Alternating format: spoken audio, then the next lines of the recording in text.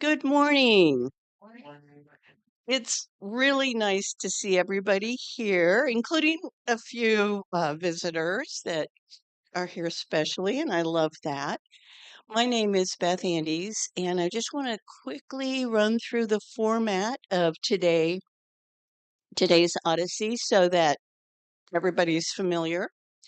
What we like to do is let our presenter, in this case, Aaron, speak uninterrupted for as long as he wishes, as long as that doesn't go over 40 minutes. Okay. At 40 minutes, I'll, yeah, cut you off, turn off your microphone or something. No, I'm kidding. Anyway, we'll give him a chance, like I said, to speak uninterrupted. Then I'd like to do about a minute of silence. We'll just let his words settle through our consciousness. And did you turn me off? Oh, no, it's okay. I'm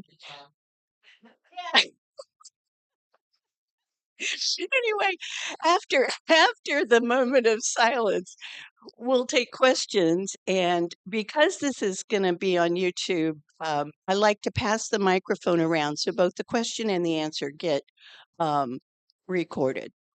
So Aaron, of course, is free to not answer any questions that he doesn't choose to do, and he's also free to make up answers. So just so you know, no fact checking at this event. Without further ado, thank you, Aaron Sajovic.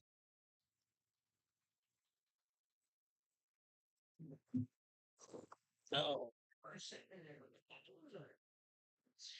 full in a china shop. Morning. Um, yeah. Let's see. Could I fill 20 minutes? We'll see. Um,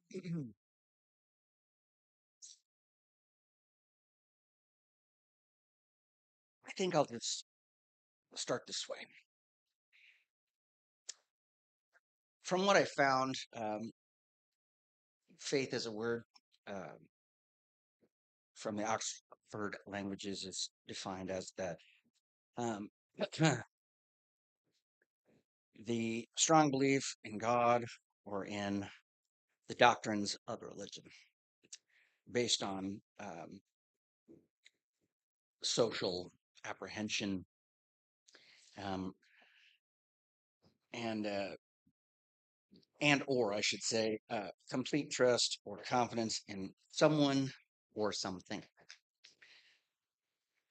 Confidence is the state of feeling certain about the truth of something, um, and or a feeling of self-assurance arising from one's appreciation of one's own ability.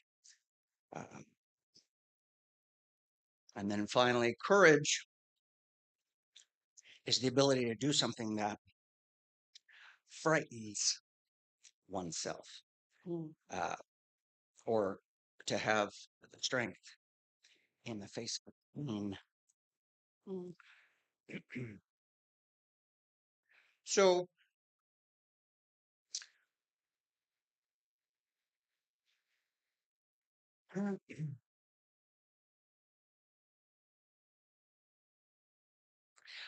my family's not that big. Um, there are many parts, and we're separated by different parts of the United States. And if I was to say it lightly, both sides, my father and my mother's side of the family, basically started in Illinois. Um, and it was interesting because my parents met at college and went through that whole thing. They're both artists, um, and they got married, and then uh, went to school and did well and all that. And then eventually, my dad had an opportunity to teach and go through graduate school and all that. And so we moved to Florida, Gainesville. and he taught at the University of, if I'm going to say this right, Gainesville. Um, and as life happens, um, they didn't stay together. Um, and uh, my mother, my sister, and I went to California, and he actually got an opportunity and came here and taught at the Kansas City Arts Institute for God, 46 years, or I don't have exactly the number, but it was a long time. Um, so I guess, and to try to explain me, I start like this. Um, California, San Francisco specifically, lived in uh, two or three different locations between 0 and 6, let's say. Um, and we basically just had ourselves. We had our family. And my sister, of course, Anna, was sort of my rock. She made sure that I was okay and I had things I needed. And um, it's funny what you remember about the different places you live. Um, I don't have a ton of memories because I was so young, of course. Um, but in a certain time period, um, maybe due to what sparks our memory, what we hold on to, our smells or things that sort of fit who we are. And I know that because it was just the three of us, um, and I was so young, I think I gravitated toward um, being by myself, right? I mean, that's what you do.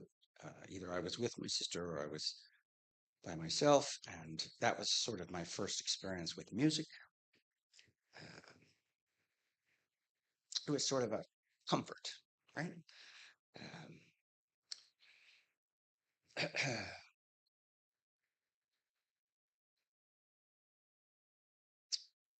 and due to uh, my mother um, having job issues, different things, that was the main reason we moved around, I think. Um, and her choices or lack of their choices, my sister sort of kept us together. Um, and I don't know if this is normal, of course, but of course, this was my experience. And um, the first memory of school I had was what they call it preschool. So, what was I, 5? Um, I was taking the city bus in San Francisco to my school. So, if you could imagine, 5 years old, walking across at least a 4-lane road or larger to catch the city bus. Now, of course, Anna helped me. First time, right? This is how we do it. Great. Now, sometimes she would go another direction or something, but I would find myself taking this. But at 5, what do you do? Um, and unfortunately, at one point, um, one of my mornings, I didn't make it across the street. I got hit by a car, but I was okay. Bumps and bruises. I was such a little kid. I probably just bounced. Oh my. But I was fine. Um, but it's funny because the very last place we lived at, well, was we were on the second floor apartment, and that's actually where I first started to learn to dance. Oh, I'm sorry. Who was my partner again? Oh, yeah, my sister. Um, so, and you know, things happen, and we lived hard, and we lived the way we did, and then uh, when I was about 6, uh, our father uh, basically came to get us um, and brought us to Kansas City. Now, if you can imagine going from what we were used to now uh, having a stable home, uh, rules, Oh, schedules, mm, responsibility, it was a little different. But at that point, uh, I was kind of shy and pretty non-aggressive and very nonverbal and sort of just went along to get along. Um, but he changed our life. Um,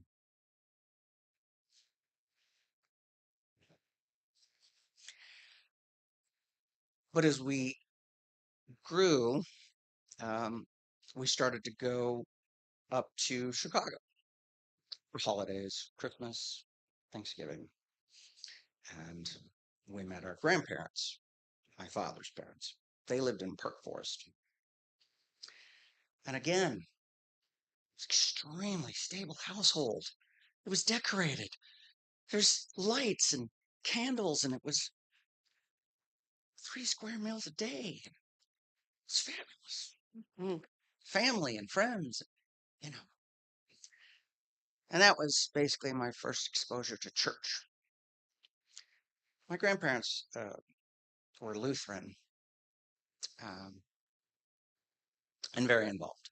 My grandfather was in the choir, and I don't know if he was if they call him deacons, I don't know, but he was part of the choir and had an amazing voice. And my grandmother loved to sing, and so we went.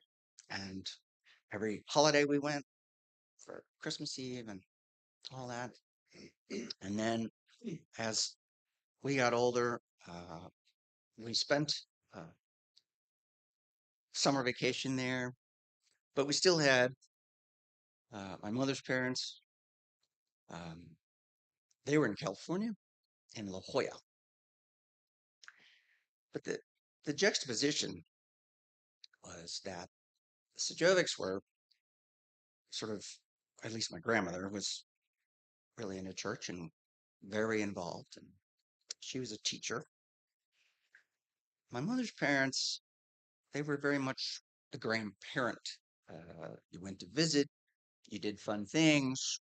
Um, they lived in a second floor apartment that basically was so close to the ocean, you could just look out their front window and there it was. Mm. We walked to the ocean almost every day. And it's funny, again, what you remember, little joys. So every day we would walk, my grandmother would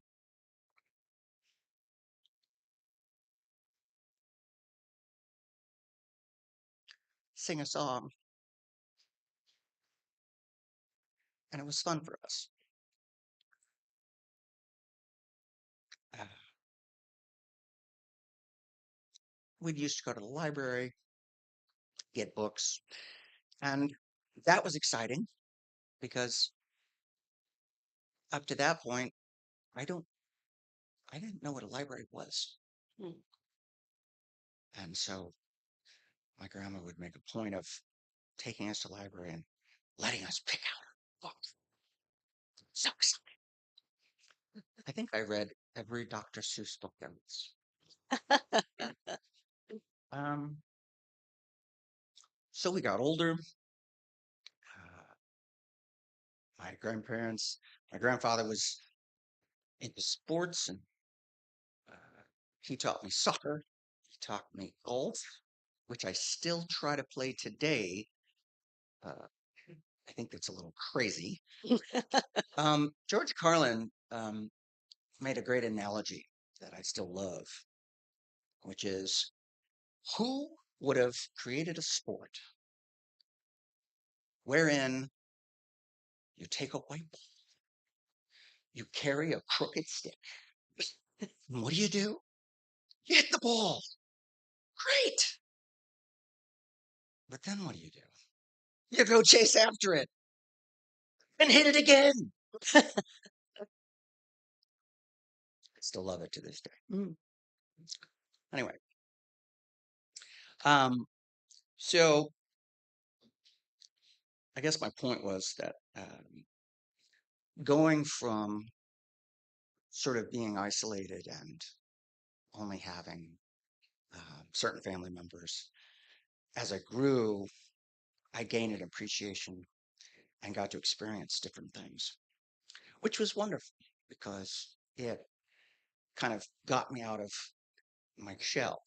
But I've always been a quieter personality. I've always not been um, as what gung ho or assertive as I could have been on many occasions. Um, but I've always experienced those moments because it broadens your personality. It makes you see the world differently. It helps you appreciate things that you might have not even realized were out there.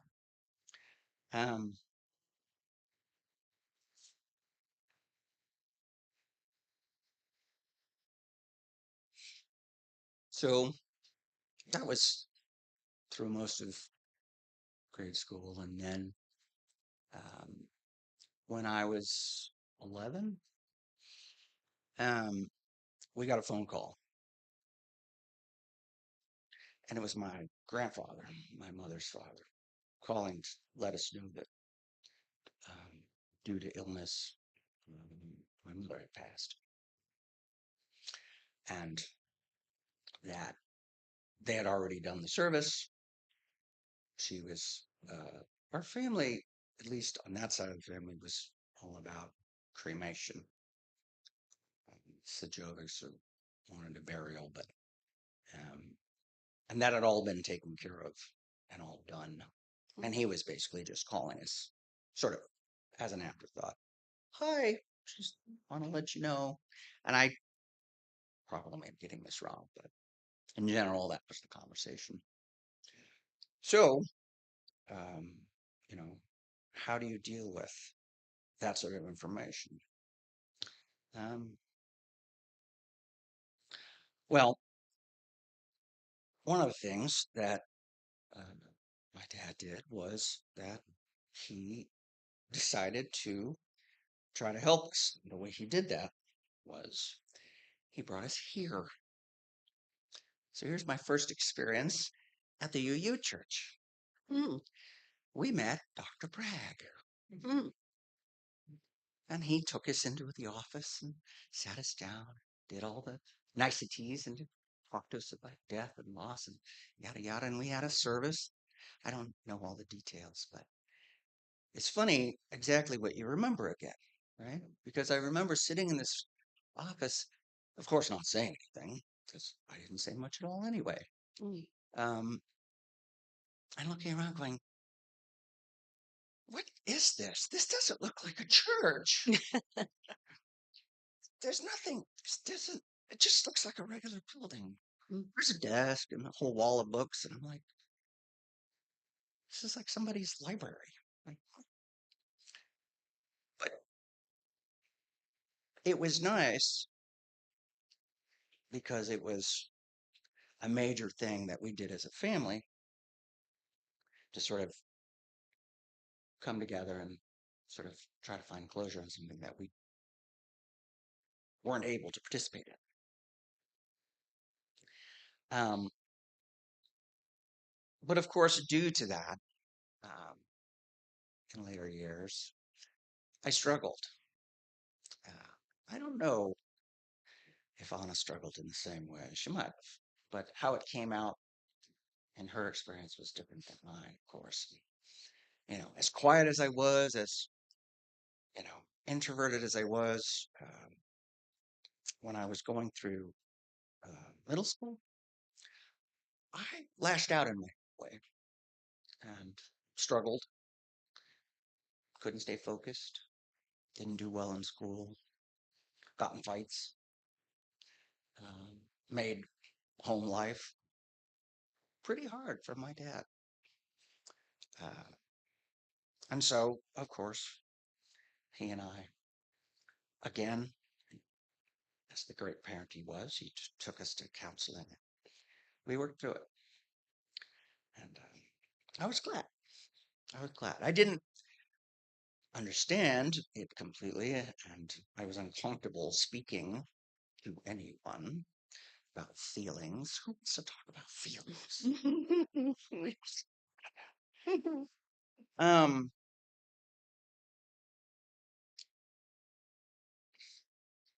I feel like I'm digressing. Okay. So, um, oh, I did that one. Okay. But it's interesting because during this time period, the school I was going to, which was Lincoln Prep or Lincoln Academy at that time, I was thinking back and I thought it was funny because I was such a basic student and not very focused, but it was a school that you actually had to test into. Hmm.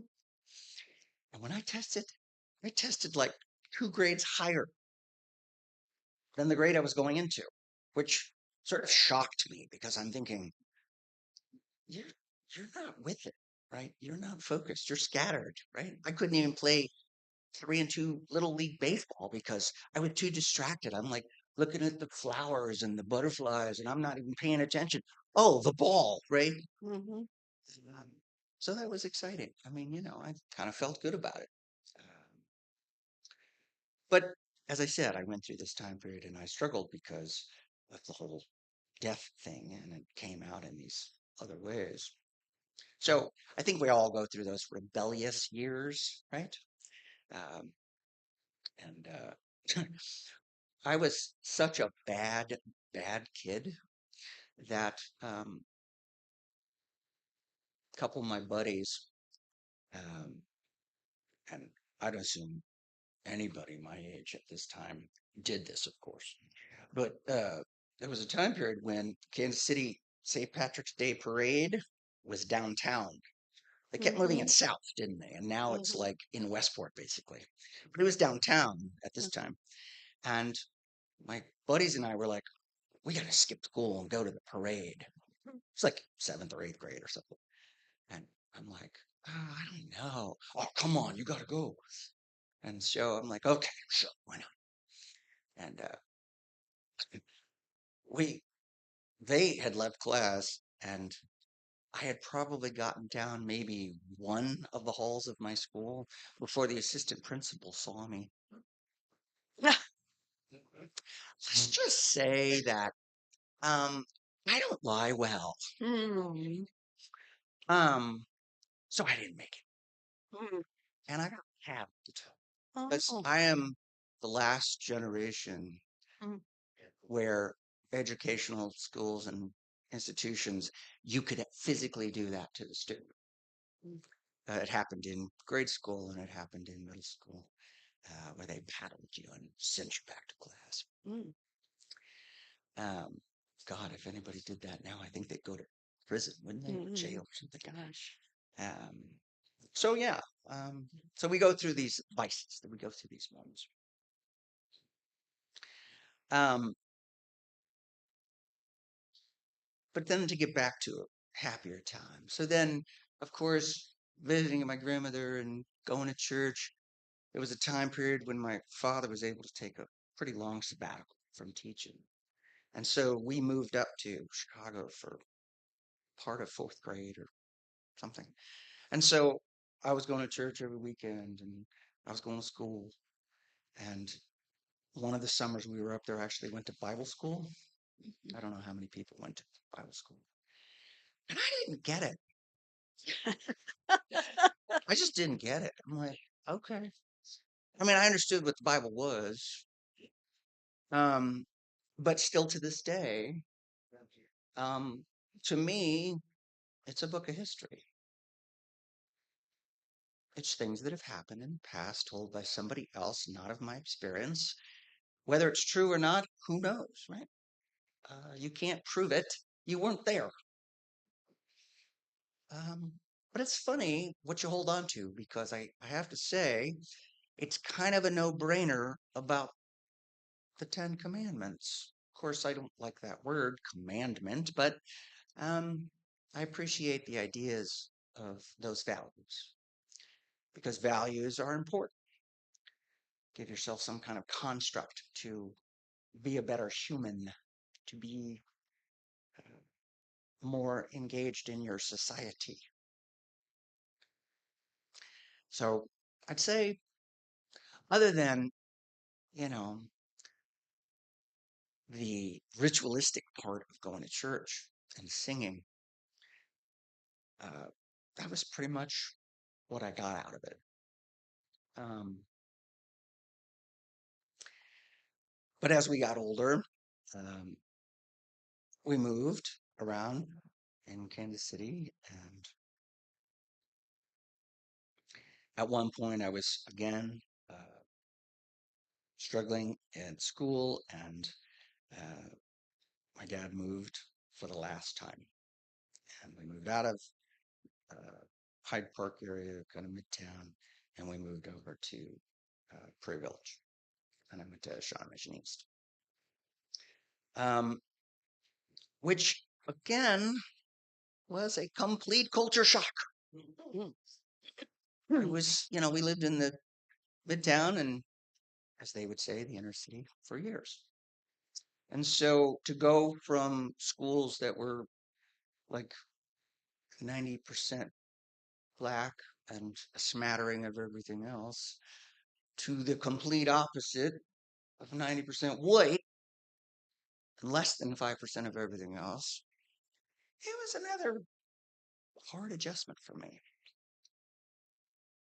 Because believe it or not, I didn't feel kin to anybody because everybody was affluent and everybody had opportunity and everybody had all these things. And, we were just regular people, right?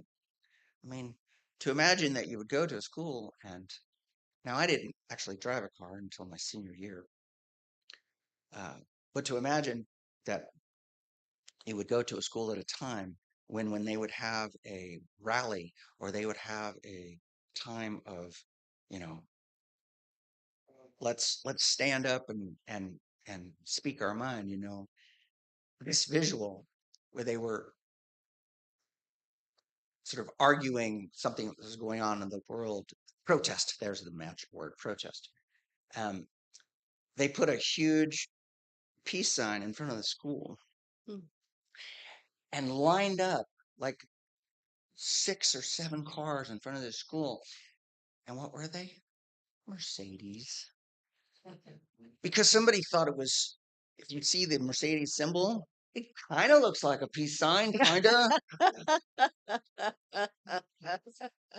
thought, what is wackadoodle? What are we doing? This is the perception. Okay, all right, well, go. But it was a great opportunity because, again, it opened my eyes to different sports and it made me engage myself in students and teachers. Um, my sister is 4 years older than I am. So as we grew up, and me being the quiet, introverted one, and her being the very social, very verbal uh, personality, I basically followed her everywhere. Um, so she started singing at a very early age. She did, plays and acting and all that. And I would go to these performances. And in high school, she was some sort of a cheerleader or something. And I just went to these things going, how do you do that? How do you get in front of all these people and just do it? I could never imagine, but it was fun watching. But then I got to a certain age and I realized I want to do that. And so I started singing in middle school and then in high school. And in doing that, I realized that I'm not a soloist. I'd much rather be one of many and make the sound richer, not stand out. Um, but I did succeed enough that at no, at multiple points, I was picked to be in uh, a group of four, and we went to state 2 or 3 years, no, 2 years, and we didn't win, but I think we got second place. So that's pretty big. Mhm. Um, so then uh, time goes on, and did I say family was important? Family's important. Um, we had a friend of the family who gave me an opportunity. Now, of course, I lived in California to a certain age. Then I moved to Kansas City. Then I lived in Kansas City for the rest of the time. I had not left the city other than to go to Chicago for family things. I didn't know anything about anything. But the year of my 21st birthday, family friend gave me an opportunity through her connections that I got to travel up to New Hampshire, like Plymouth, um, to spend a summer working at a resort of matter of speaking. I was in the hotel restaurant business at the time, and she thought it would be a great experience for me. And uh, it's called the Rocky Wool Deep Haven Camp. And two families, of course, 19th century started this thing. And it's one of those fancy places where people with money go to feel like they're roughing it. Um, but they're not really. They live in cabins, hardwood floors, iron beds, that kind of thing. They have service that come in, get their places cleaned, 3 square meals a day, blah, blah, blah. But they're roughing it because uh, during the winter, the staff, the lakes freeze over and they cut these huge, excuse me, ice blocks out of the lake, put it in the ice house, and then that's how you keep your little things in your room cold, just by using an ice box, it's called. Anyway, it was funny. I was in the restaurant part and thinking that I had done the restaurant business. I could waiter, I could do all these things. That was a problem. And then I realized that I didn't fit with the other staff. They're all from the East Coast, New York and Philadelphia and all these places. And I didn't fit in and I didn't do it well enough. So the group got together and sort of behind my awareness, basically told management, doing it very well. He needs to be replaced. And so what they do? They gave me a position in the kitchen. And so I spent that summer cleaning pots and pans, but learning how to scale fish and cut fish and prep food and do all that, right? And they're the dumb ones because what I learned was, does anybody know Uncle Remus stories? Mhm. It's Walt Mhm. Disney. Um, I still have the book.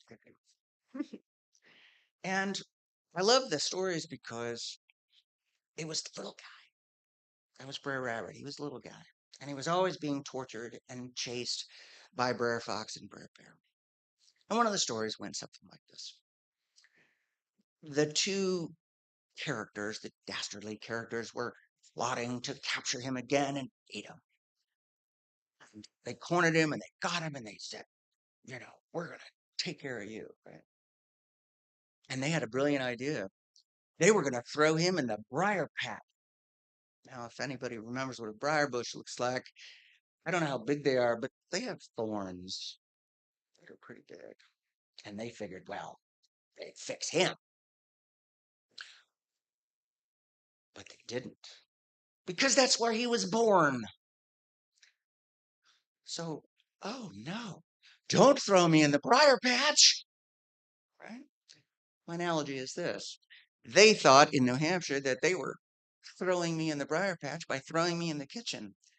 But I had one better than them. I learned about food. That was my first influence on music and art. I got to talk to adults.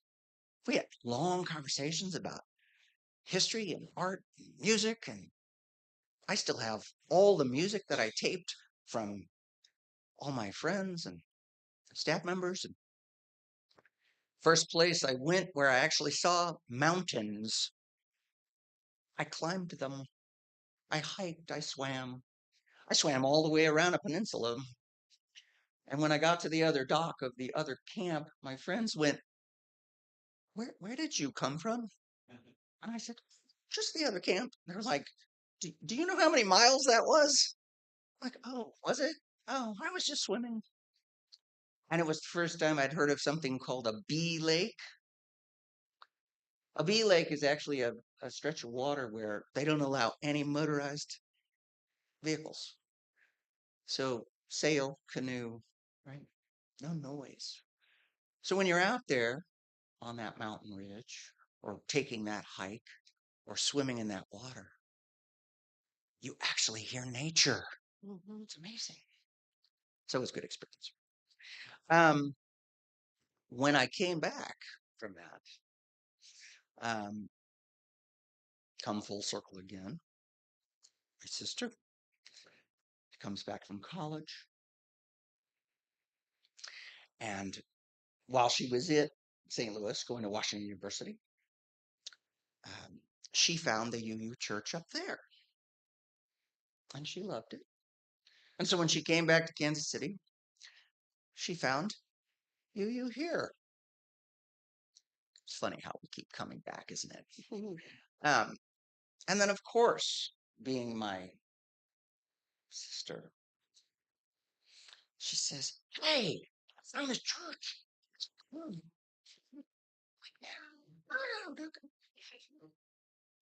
So we came down, and of course, I had a deja vu because here we go again. Here's that funky building again that doesn't look like a church. I was here once before. But when I walked in and met people, it was great. It was great. Um, some people need symbols and they need certain words and languages. I just need to feel comfortable.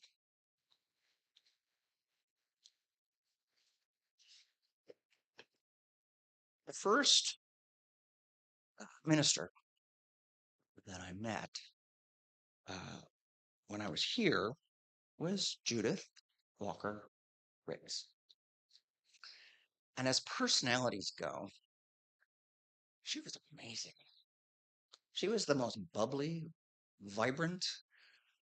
Her laugh, you could hear outside the sanctuary. It was so, exuberant or whatever.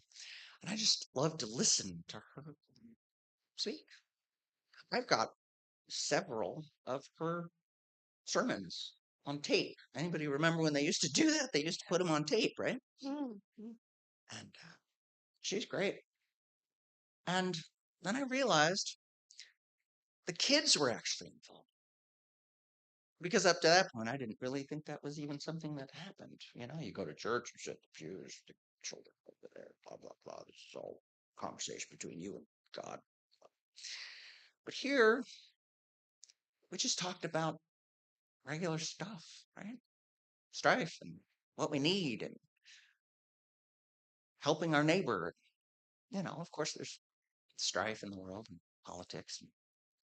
But you started to get a sense of social justice and different things and how many groups here at the church actually were involved in these different parts to try to make at least the city a better place. Now, whether we could influence enough to help outlying neighborhoods, that'd be great, right? But then I got more involved.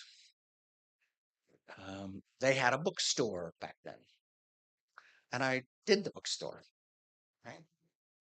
Um, I greeted, I ushered, I sang.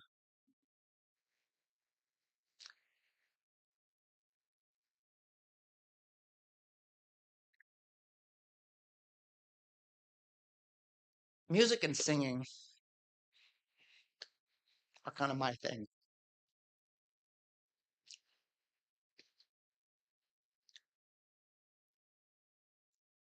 So I enjoyed it. I enjoyed meeting the people and singing. And it's funny, Ginger, husband, was in the choir. And he was one of the first people that said hello to me when we were in choir. And he had such a deep voice. I just kept looking at him going, wow, I want to sing like that. And I would try. And it never happened. But he always was so social and friendly. Anyway, um, so again, I came back again, and I really felt part. But the interesting thing is that um, that you never feel like you need to come here. You feel like you want to come here. Hmm. So life happens. You started school. You get out. You start a career. You start relationships. You get married. Again, I got married here in '04 in that sanctuary. Hmm. And my wife is not you. She grew up Baptist. But as strong in her faith as she is, she's unbelievably open minded to other things. One of the things I remember her telling me, her name is Daphne, by the way, is that faith and religion have nothing to do with the building in which you're in. It has to do with what you believe and your relationship with whatever you believe, right? And that really resonated with me because I have no attachment with any sort of deity or anything. Um, I mean, I've had arguments with other people that were so strong in their faith. Um, I was working in my first therapy aid job, uh, and I had a client, and she was very devout in whatever she believed. And we were talking, and someone in this room has had this conversation because they say, "Well, where do you go to church?" And I say, "Well, I'm part of you." And they go, "What? What's that?" Well, Unitarian Universalism. What is humanism? I said, well, yeah, it's kind of a mix of many things, right? I mean, it started Christianity and, and they blended at a certain point, excuse me. And it's all about, you know, inherent worth and dignity and coming together and, you know, helping one another. And there's a lot of things.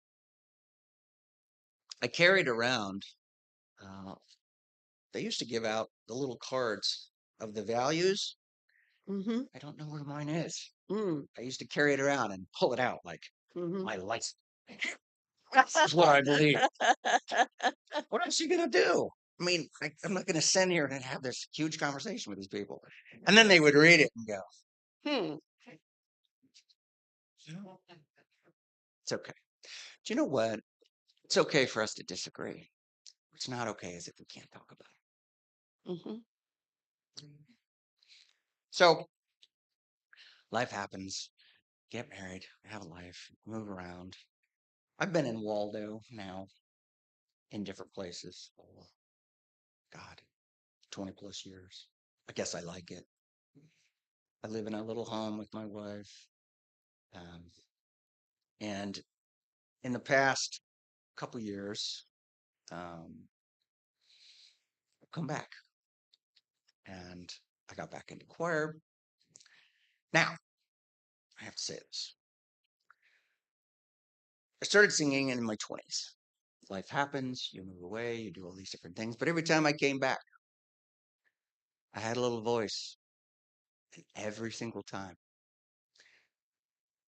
Miss Ginger would say, so nice to see you again. Mm-hmm. When are you coming back to choir? We miss you. Every single time. For like 20 years, this woman has not let go. She's like, but God love her, right? Yeah, She's the absolutely. best. And so, of course, when I came back, I said, see, I Mm-hmm. did. Mm-hmm. Mm-hmm. She just kind of smiled confidently. Yeah, I know. So we've had a great time. Um, Aaron. yep. Okay. Anyway, so I guess my point is that that's where I came from, and I'm very comfortable here, and uh, yeah, I'm good. Anyway,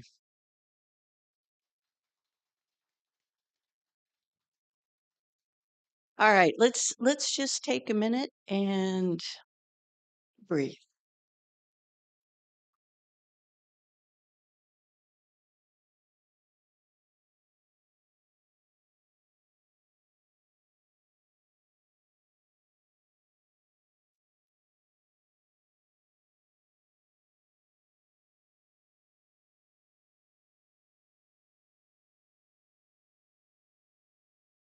Okay, I guess our breathing is done. Um, if you have a question for Aaron, please raise your hand. I'll bring you the microphone. And once again, Aaron, that was exciting.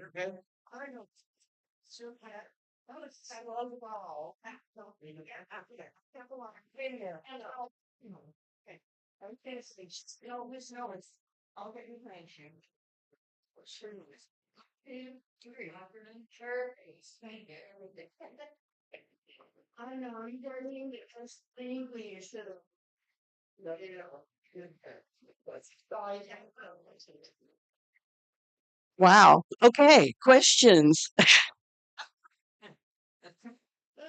Bonnie. I'm not sitting down yet.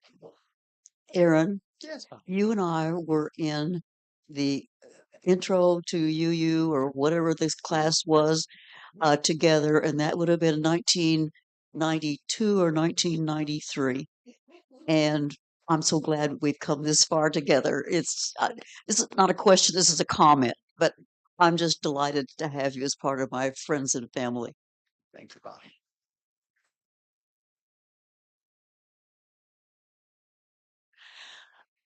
Because nobody's got their hand up right this second, I'm going to ask about getting hit by the car when you were 5 years old crossing the street. Oh, Um,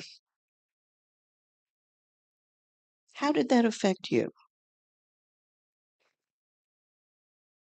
well, um, of course, it ratcheted up. I was a nervous child. I was nervous and quiet and didn't attempt much and wasn't very vocal. So, of course, after that experience, it makes you leery about many things. Getting on a chair, riding a bike, uh, you know, being in anything that's physical because you're afraid of getting hurt. Mm-hmm. Um,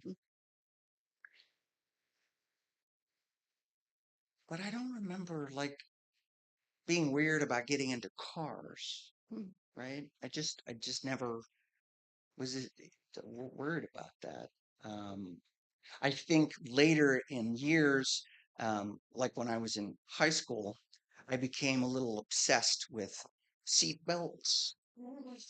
Um, and so when I would have friends in my car, and lovely enough, one of my oldest friends is here today. And so she, unfortunately, will contest that she was, you know, I berated her as well. Miss Aaron, we would go on these UU trips, high school and different things. And if you got into my car, I said it once. You have a seatbelt. You need to wear it. And if you don't, I'm not moving the car. It took some people a little bit of time because when I didn't move the car, they were sort of surprised. I'm like, no, I'm serious. You need to. So I think maybe my reaction to something like that made me more cautious um, in bigger concepts of trying to attempt things. Not even the keys in the ignition before the seatbelts were on. Thank you. My question is about your wife. Does she like to sing?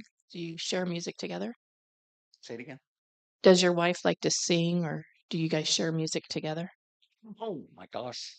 Yeah, she grew up singing in her family church in East Texas, in a little town called Longview. She's one of those that grew up in a church and did everything. You know, the one of those. They head of this and head of that and did this, and they were basically at church, I don't know, every day doing something. But singing something that she's always enjoyed. And she will tell you this day she can't sing. Of course, that's a lie because we're all, some of us are less arrogant than others, I guess. Because I'll tell you I can't sing either, right? So, Aaron, you started the your talk with attributes and faith and courage and some others, but I'm assuming then that is the way you've described that's way your words that you're using to describe yourself and your journey, and that has become part of your spiritual development, courage and faith and was trying to pull words out because I knew that this was a journey of some sort, whether it was faith based or whether it was just sort of an idea of getting to know me. So I was trying to pull out words that I thought sort of overlapped because faith is described more than one way. As I said, um, you can have faith in a thing or you can have faith in a person. So as I grew up and went through my experiences, I didn't have a concept that I relied on, but I had people there. And through that faith, I gained courage, confidence, because there were times in my life when I had no confidence. And some personalities um, get inspired to do something or have the courage to say, it doesn't matter whether I fail or not, I'm going to do it anyway, and then realize it afterwards. And I've never been that way. I've always been like, yeah, I'm going to read, I'm going to do this, I'm going to figure it out first, you know. So I guess I was putting those words in there just to sort of give you a sense of how they pertain to certain times in my life or certain people and how they affected me and how that uh, increased my faith or my courage or my confidence.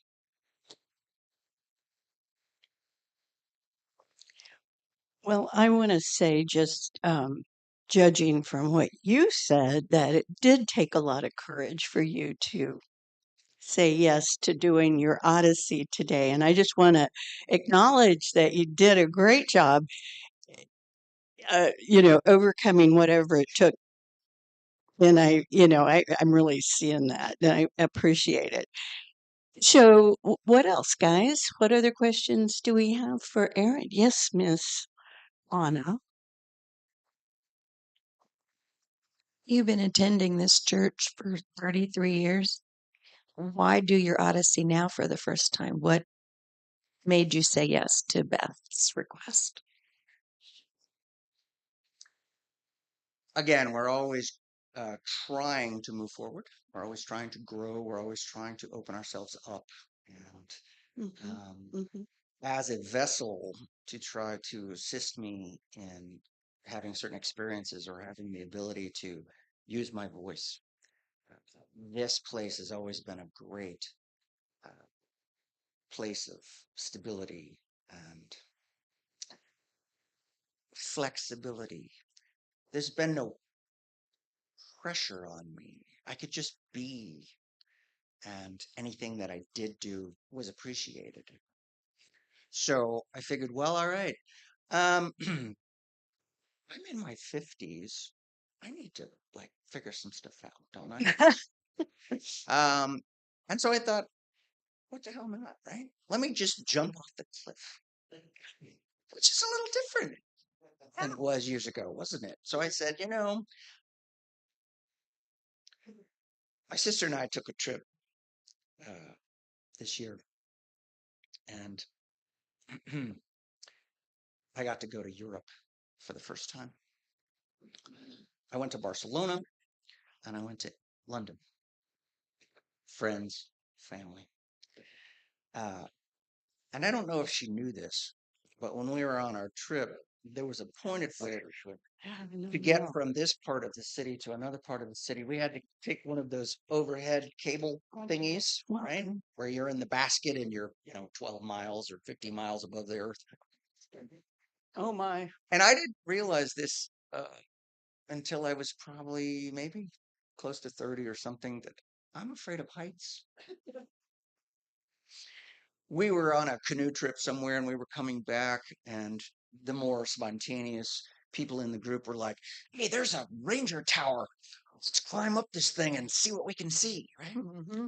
I got about 2 stories up and went, "Wait, it's moving. Mm-hmm. That doesn't work for me." My point is, I took that chance and I said, I'm going to do it. I'm just going to get on this thing and we're going to go the 5 miles or whatever it is. And when I got down to the bottom, I went, "It's good for me." Because I don't say that very often. Mm-hmm.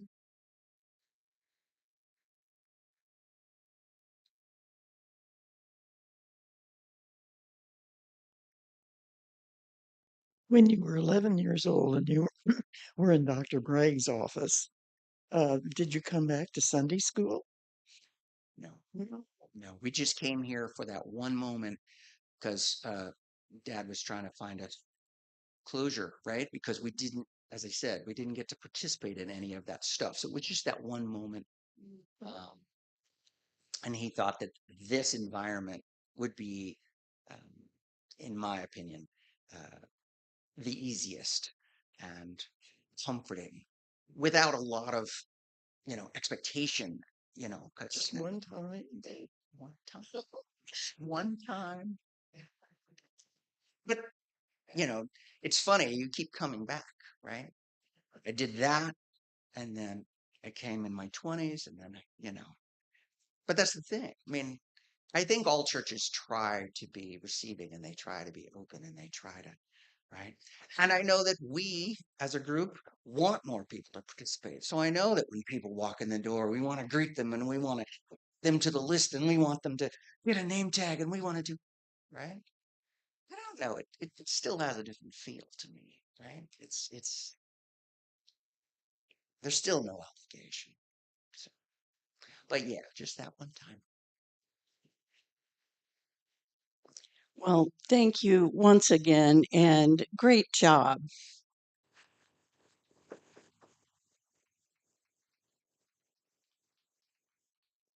Next week it will be Nelson Maurice.